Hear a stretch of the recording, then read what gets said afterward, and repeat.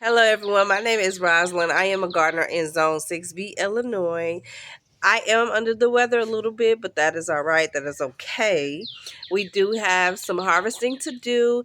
I will be cleaning up the greenhouse, and y'all, I'm doing some wild things up in the greenhouse that I got to show y'all. But it's all fun, and we're just going to see how everything turns out and how things go. I better not be complaining later on. Y'all know how we be doing. We know something may not work, and it's a crazy idea, but we do it anyway. But we're just gonna see. The best part of gardening for me is feeding my family, and not just my immediate family and my household, but my family outside of my household. So today, I have some greens ready, and we're gonna harvest some greens for my aunt. My grandmother, she used to have a garden, and it was just wonderful. And I remember her making homemade pickles.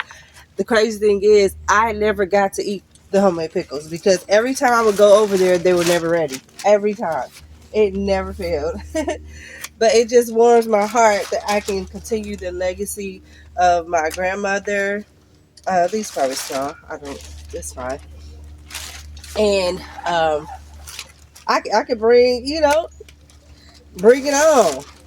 And it's just, I'm proud. My cousin, she also has a garden. She was raised by my grandmother partially, and it's just, man, it's just a great feeling. And just to tell my dad, and my dad had our garden growing up. This has a hole in it. I don't think I'll give this to her. Honey, I gotta make sure I give the good stuff. So we're gonna harvest some collards, some mustards, some of this stuff, something tearing this stuff up here. I'm gonna do some turnips. And my family is, well, my grandmother, she was from Texas. My paternal grandfather was from Mississippi. Okay, I think that's it from this green stock. Let's go to the other green stock. This green stock is where we have some of our mustard greens. The mustard greens are on their last life cycle. They were starting to flower.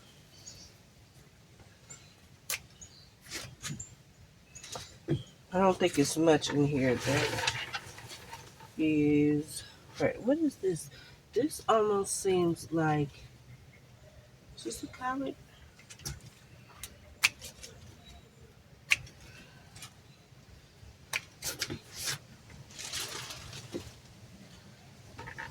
It just feels so good, y'all. Yeah, I think these are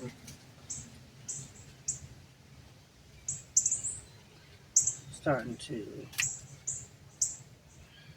flower. This got white powder on the back of it. Nope, I'm not giving that to her. Major plans. We're actually going to harvest this right here. This turnip and carrots bag. I feel like I just harvested this last week, which is awesome. So they're small, but hey, they'll do. It's just my aunt. She's gonna get her a nice little meal. I know she can't wait till my okra start popping off, which will be shortly. Hopefully within probably about another month or so, sometime in July.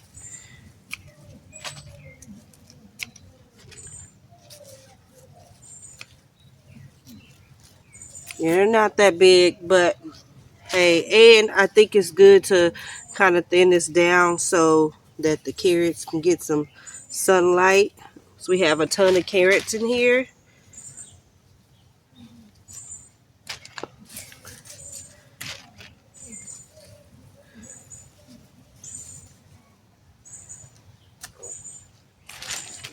So far, this bag is filling up.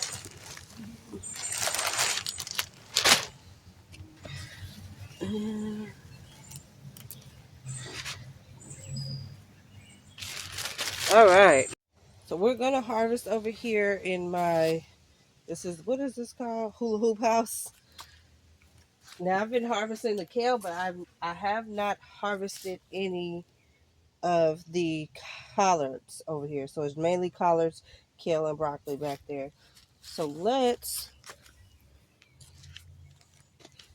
This one is bad, so I'm just gonna get this out the way. I know these are not that big, but I still want to do some harvesting because I don't want to be trying to wait till they get super big and then it gets too hot and then I can't use them.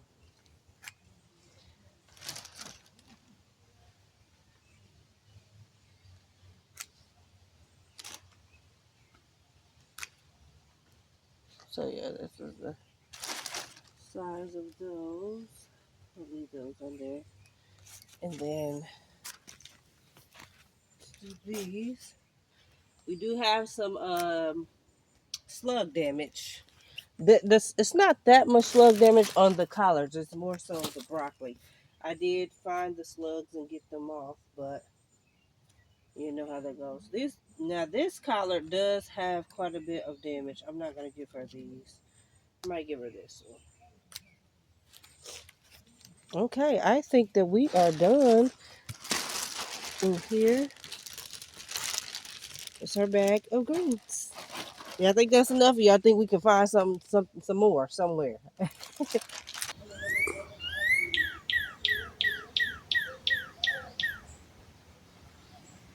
I can't say what kind of bird it is, y'all. What kind of bird do y'all think that is? I know I can't be the only one that be making wild decisions in the garden. Like you know they wild. Like you know you like I know I probably shouldn't be doing this, but I'm gonna do it anyway, and we gonna see how it goes. I know I can't be the only one. Let me show y'all what I did in the greenhouse. I know I'm gonna be, later on down the line, I'm gonna be like, oh my gosh, what did I do? I don't know if y'all can see behind me. Move out the way, move the shit out the way. First of all, this greenhouse is messy and we are about to clean it up. But behind me in that little garden bed, I have some indeterminate tomatoes. Yes, I said it. Indeterminate tomatoes, y'all. What am I thinking? Now, hold on. Hear me out, hear me out, hear me out. I had some extra plants. So I have a bunch of tomatoes over there. I have like 12 or 13 tomatoes over there in my main garden. I just did not want to throw them away or get rid of them. And I was just waiting. I had them as backups just in case something happened. And they were just still looking nice and beautiful, whatever. So I'm like, I want to keep them. So I just planted them back here. I'm going to bring it a little bit closer in a second. And I planted them maybe 2 weeks ago. They're still real tiny. They're really, really tiny. I have an idea of what I'm gonna do to keep them like managed. I do have some square cages like I have over in my fruit garden. The square cages. I also have twines. I don't know if I don't know how I'm gonna do it, but I have some ideas. But let me bring y'all closer.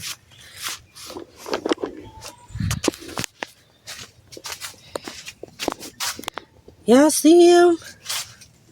Yeah, I see them. They're growing. So we here is an unknown tomato. This is tomato peron. This one is actually doing better. That's not say it's doing better than the one outside, but I don't think so. This is this is my Paul Robeson. The Paul Robeson seem like they just grow really slow, and this is a sun gold, and I know sun golds will get really really tall. So what I'm gonna have to do is this way. What I'm gonna have to do is top them off because indeterminate tomatoes grow so tall. They can grow like 8 feet tall. I have some bamboo sticks out there for my indeterminate tomatoes that are about 8 feet tall. And I've seen people grow indeterminate tomatoes inside greenhouses and polytunnels, but the greenhouses and polytunnels were actually much bigger than mine. So we're going to see how this goes. But let's get this greenhouse cleaned up.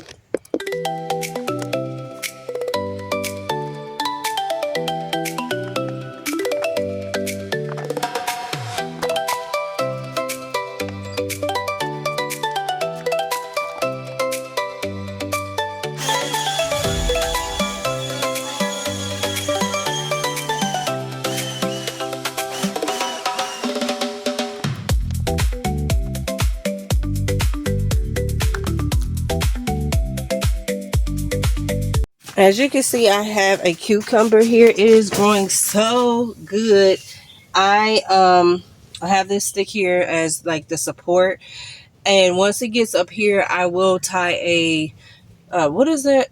I will tie some twine and I will trellis it up there. So I want it to trellis up, and then I have, so this is the homemade cucumber, and then over here we have the lemon cucumber. Now the lemon cucumber seems like it always grows a lot slower than the regular cucumber. There's no flowers, but I'm starting to get flowers on my other cucumber. So I'm not finished putting things in the greenhouse. There is one more thing that I do want to put in here. It is growing in my green stock. I started from seed, and then I'm going to uh, what do you call it? Transplant it into a grow bag, and I will be putting it in the greenhouse. And it's another one of the wild decisions. You're like, girl, you crazy, or you crazy? But that's the fun in gardening. You can just do whatever you want and just try and see if it works. If it works, it works. If it doesn't, it doesn't. It's just all fun. And you all, thank you for watching my video, and I'll see you in the next one.